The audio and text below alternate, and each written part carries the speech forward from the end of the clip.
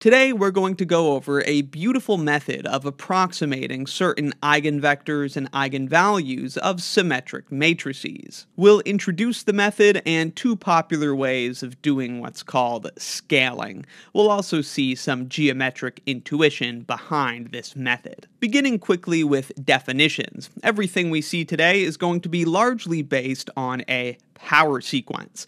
If x0 is a vector in Rn and A is an n by n matrix, then this sequence of increasing powers of A multiplied by x0 is called the power sequence generated by A.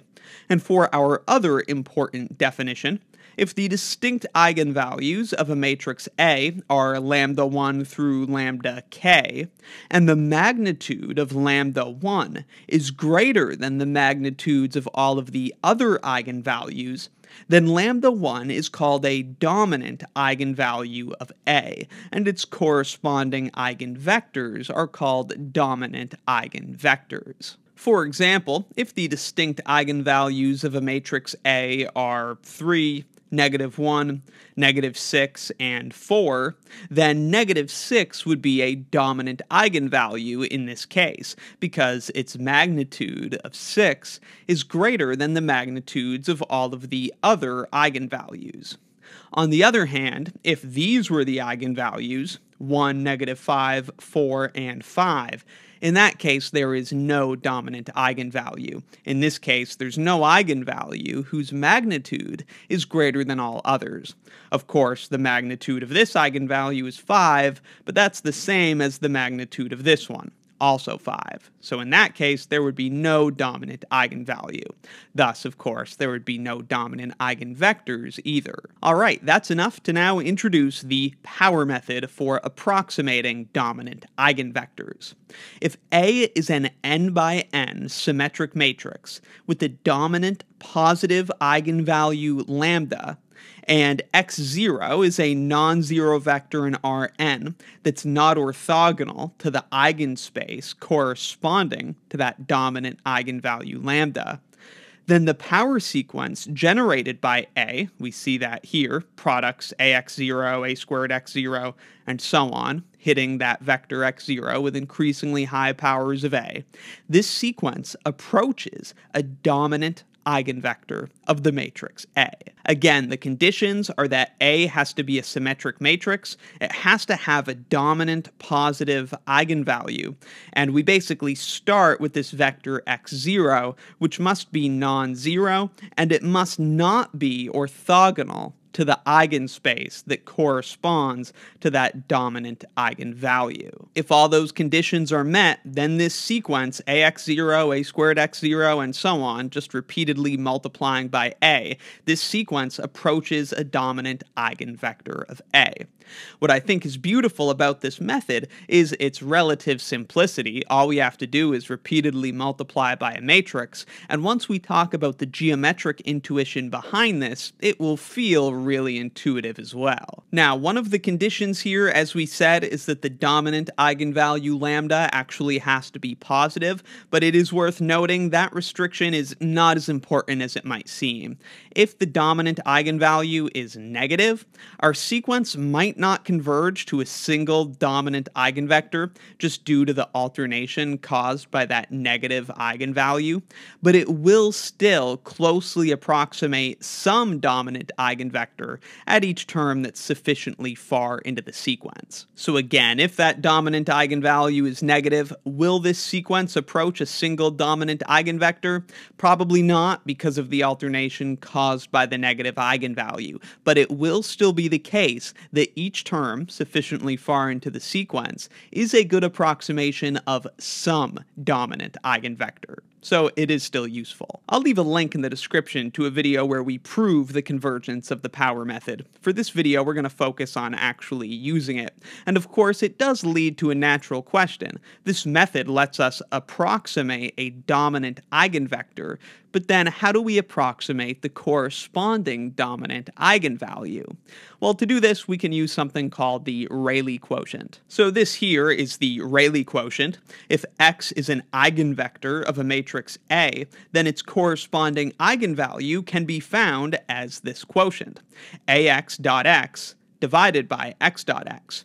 This will be that corresponding eigenvalue because a times x, well, that's just lambda times x because x is an eigenvector of a, so multiplying it by a will just produce that scalar multiple of x. So then in the numerator, we have lambda x dot x, in which case we could do the dot product first, but then we see that the dot products would cancel out and just leave behind lambda. So if x is an eigenvector of A, we can find the corresponding eigenvalue with that quotient. Similarly, if we've used the power method to approximate an eigenvector of A, we can use this quotient to approximate the corresponding eigenvalue. Alright, let's actually give this a try. We're going to complete 6 iterations of the power method to approximate a dominant eigenvector of this 2x2 matrix A, and then we'll use the Rayleigh quotient to approximate the corresponding dominant eigenvalue. Now remember, based on our statement of the power method, all of this really begins with a vector x0, which is a non-zero vector that's not orthogonal to the eigenspace corresponding to the dominant eigenvalue. That's our initial vector, which we can then start multiplying by a as we complete each iteration of the power method. Now, how do we get this vector x0? Well, it's just an initial approximation, so really it can be pretty much anything. It just has to be non-zero, and it has to be not orthogonal to the eigenspace that corresponds to the dominant eigenvalue. As long as our initial vector satisfies those conditions, repeatedly multiplying by a will eventually take over and give us a good approximation of a dominant eigenvector. We would have a problem if we picked an initial vector that was orthogonal to the eigenspace corresponding to the dominant eigenvalue,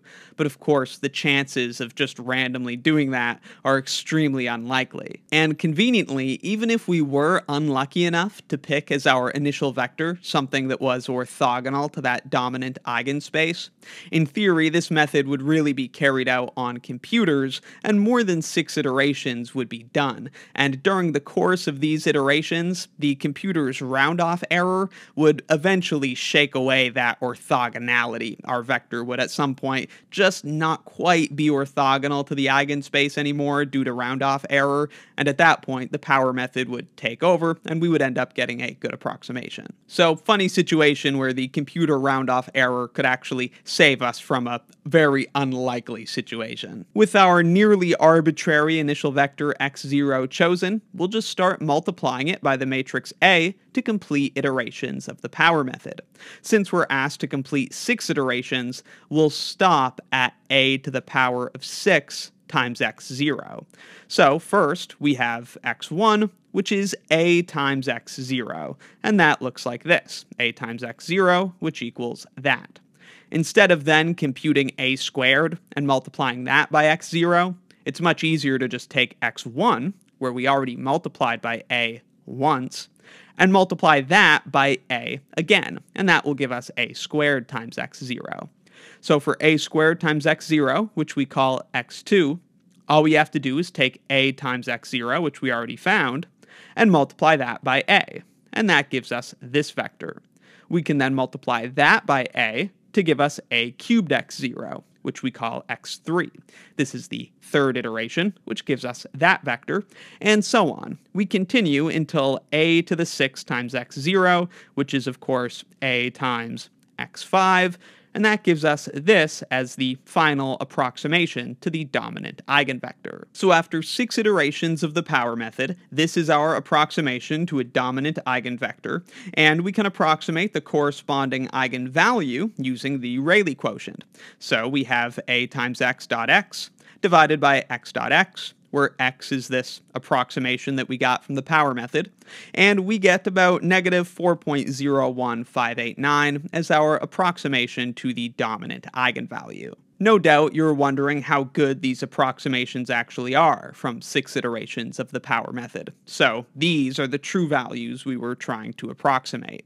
The true dominant eigenvalue of the matrix A is -4, and a dominant eigenvector is seen here. So the eigenvalue approximation was pretty good, and from the closeness of the eigenvalue approximation, we would feel confident in assuming that the eigenvector approximation is pretty good too, although due to the size of the numbers, it's not super easy to see at a glance whether or not that's a good approximation. Note that our approximation indicates the eigenvalue is negative, and of course the true eigenvalue is in fact negative. So as discussed before, you can see the alternation in our approximate eigenvectors. We're not actually approaching a single dominant eigenvector because the eigenvalue that's dominating is negative. You can see we go from both components being positive to one component being negative to the other component being negative, and so on. So there's this alternation due to that negative dominant eigenvalue. But again, even with that negative eigenvalue, this method still works. We're just not approaching a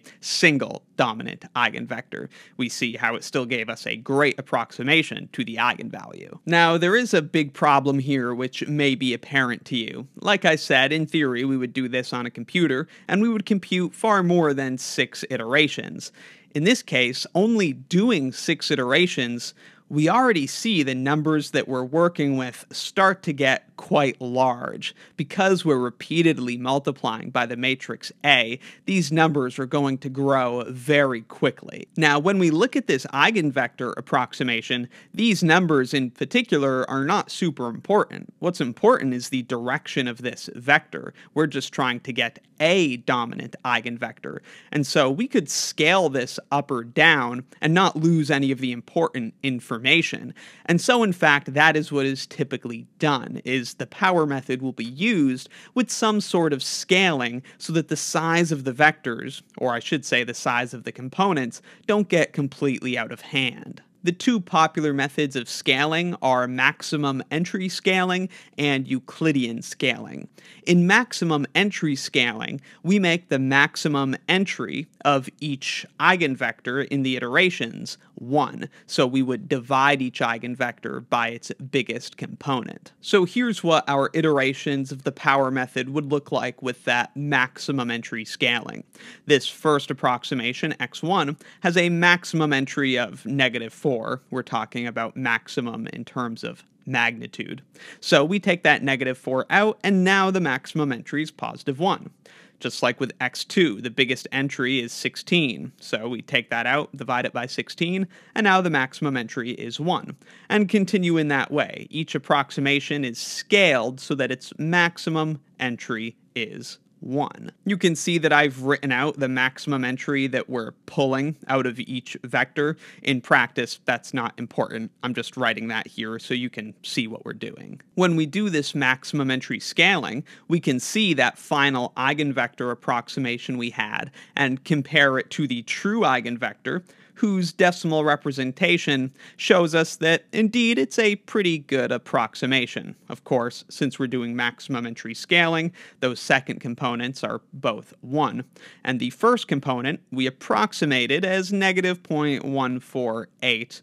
The true first component was about -0.1666. And just to be clear with the scaling, here I've taken the eigenvector approximations that we had already computed and scaled those. But if we were actually implementing this, we would take this scaled vector, and that is what would go here, and then we would scale whatever results. And this is what would go there, and so on. We certainly wouldn't do all of this computation and let the numbers blow up and then do the scaling. We would do the scaling throughout the iterations so that the numbers never get that big. You can see what I mean with this other method of scaling called Euclidean scaling. So this is the same matrix. Again, we're doing 6 iterations of the power method. And with Euclidean scaling, we take each vector approximation and scale it so that its norm is 1. So in this case, I chose this unit vector as our initial approximation, and then we hit it with a factor of a, and that gives us this vector. The magnitude is right there, and so we divide by that magnitude producing this unit vector. We then take that unit vector and multiply it by a for our next approximation.